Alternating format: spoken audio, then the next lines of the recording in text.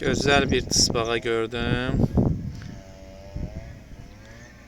Burada arx var, su var. Həmin su arxına gedib çatmaq istəyir.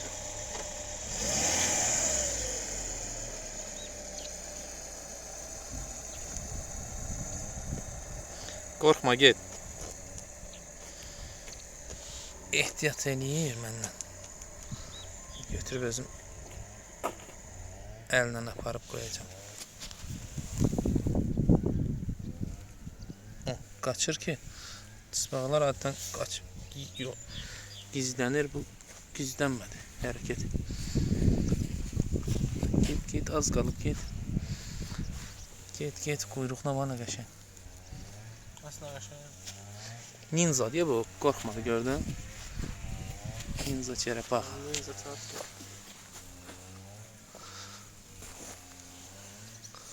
Dərərə. Buraya geçsin. Qabığına toxunmaq istəyir. Oba. Bax. İndi girəcək suyun altında. Biraz küncə. Kamuflaj oldu.